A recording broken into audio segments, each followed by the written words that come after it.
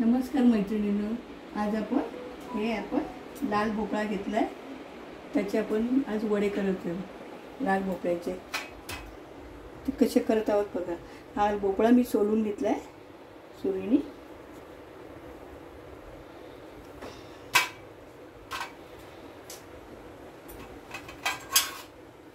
असे तुकडे करायचे आणि एक किसणी असते, आपण खोबरं किसायचं, त्याच्यात हात किसून घ्यायचा अशा प्रकारे किसून घ्यायचा। अशा प्रकारे आपण हा भोपळा किसून घेतला आहे। आता किसायचा, माझा किसून किसला की असा हा भोपळा किसून घेतला आहे। कलर छान दिसतो भोपळ्याचा।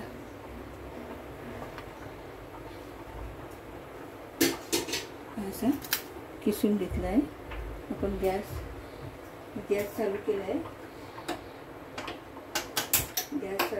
कढई गरम करून ठेवली, त्यामध्ये आपण हा भोपळ्याचा किस टाकूया।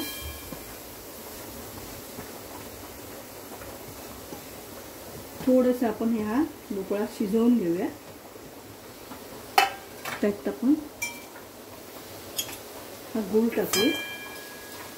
गूळ टाकायचा आणि असं परतून त्याचा थोडं परतून घ्यावं। थोडं मीठ टाकलं तरी चालेल, पण पिठात मीठ टाकणारच आहे, त्याच्यात टाकलं तरी चालेल।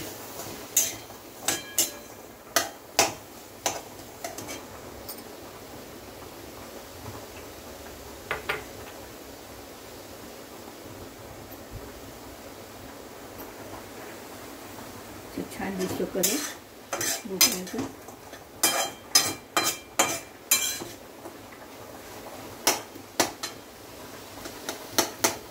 गुळाचा विरघळून घ्यायचा। हे घारगे तुम्ही उपवासाला सुद्धा खाऊ शकता।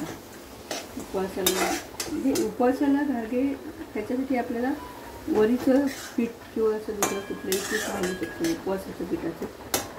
अशा प्रकारे करू शकतो। आणि मी तांदळाचे करते, तांदूळ चालत नाही उपवासाला।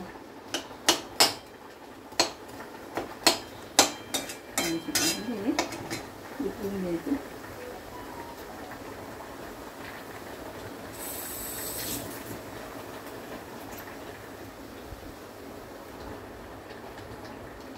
अशा प्रकारे हा भोपळ्यामध्ये गूळ छान विरघळून झाला आहे। कलर किती छान आला आहे भोपळ्याचा। म्हणजे आपण खाली गूळ आणि थोडं मीठ टाकून घेतले खाली। आता हा गॅस बंद करायचा आणि आपण पीठ मळण्यासाठी आपण हा एका बाउलमध्ये याच्यामध्ये भांड्यामध्ये काढून घ्यायचा। आता हा थोडा थंड करून द्यायचा। आता आपण हे असं आपण हे गरम केलेलं वितळलेलं, त्याच्यामध्ये आपण थंड झालं आहे थोडं कोमट, त्यात आपण हे 2 पेले पीठ घालायचं। जेवढं होईल बसेल तेवढं, जितकं बसेल तेवढं त्याच्यात जे गुळाचं आणि भोपळ्याचं जेवढा पातळ रस झाला असेल किंवा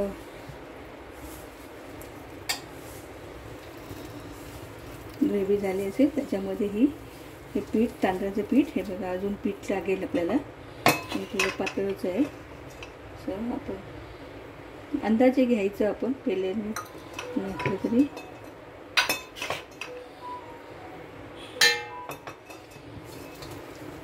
मळून घ्यायचं आपण छानपैकी।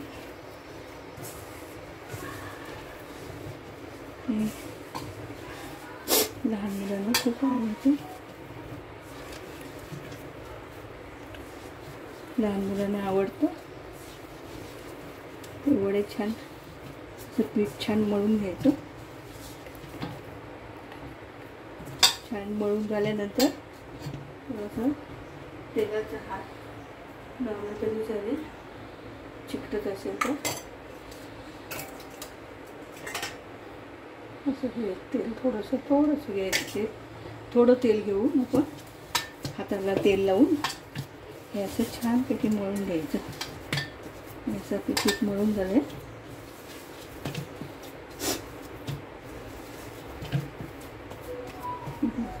हे अशा प्रकारे पीठ मळून झालं आपलं. हे प्लॅस्टिक घेतलं आपण. हे आपण प्लॅस्टिकचा पेपर किंवा आपण रुमाल पण ठेवू शकतो कपड्याचा. असे छोटे छोटे गोळे करायचे.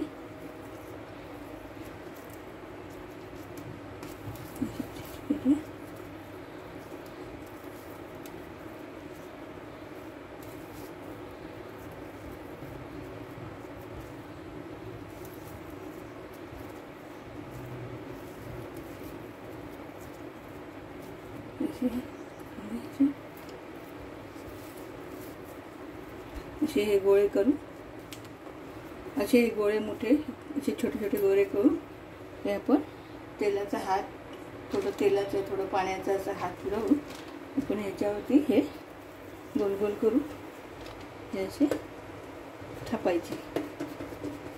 याला मध्ये होल नाही पाडायचं. हे असे प्लेनच थापायचे. हे वडे खिरीबरोबर छान लागतात. हे वडे, भोपळ्याचे वडे. तर हे आपण कढई ठेवली आहे. कढईत तेल ठेवलं गरम करत.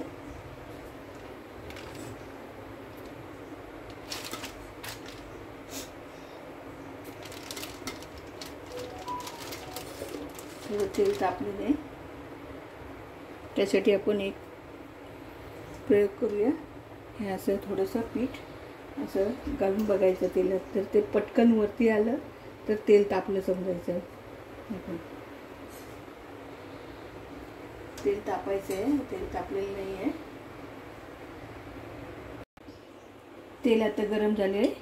तुम्हाला सांगितलं होतं मी की हे असं पीठ टाकल्यानंतर पटकन असे बुडबुडे येऊन असं पटकन तापले की असे मोठे बुडबुडे येऊन पटकन तो गोळा वरती येतो तेलाच्या. असं तेल तापलं की नाही समजतं आपल्याला. तेल तापलं तर वडे फुगतील. हे आपण वडा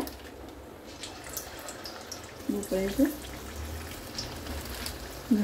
घारगे बोलतात. काही घारगे बोलतात, काही भोपळ्याचे वडे बोलतात. थोडं गूळ घातल्यामुळे थोडं चिकटत आहे.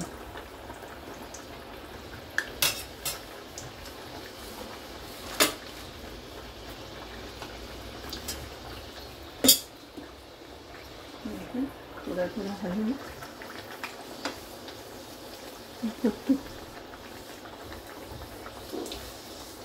गूळ आपल्या चवीनुसार घालायचा. आपल्याला किती गोड पाहिजे, कमी गोड पाहिजे तर कमी गोड.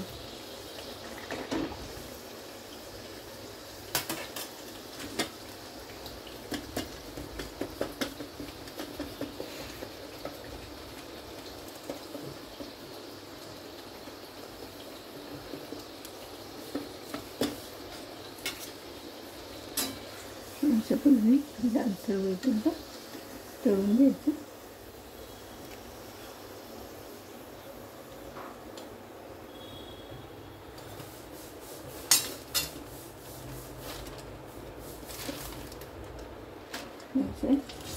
छानपैकी तळून घ्या.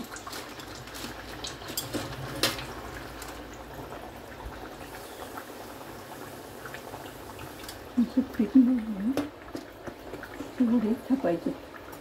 थोडं पाण्याचा हात लावून, पाण्याचा लावा, तेलाचा लावा. छोटे मोठे टाकून वडे मोठे होतात पुढे.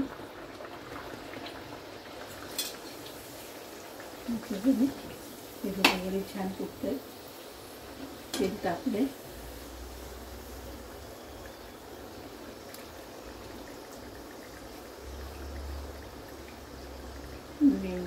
आपल्याला जसं तेल तापलं असेल तसं गॅस करायचं.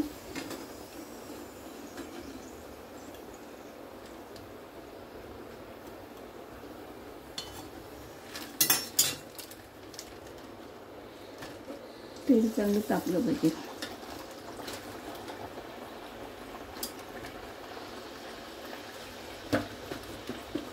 असं कढईने असा साईडनी असं पातळ व्हायला, एकदम म्हणजे असं जाडजाड नाही करायचा, मध्ये पण नाही, सगळीकडे सारखा असं थापायचं पाहिजे वडे.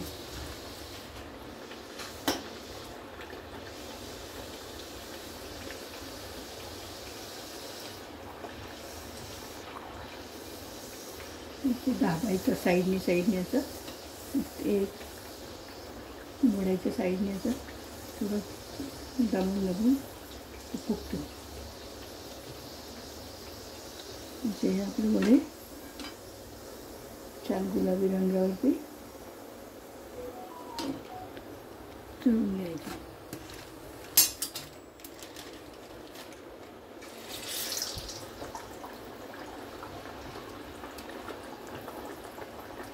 आता हे आपले वडे, भोपळ्याचे वडे बोला, काय घारगे बोला, तर हे तयार आहेत आपले. आवडल्यास लाईक आणि शेअर करा.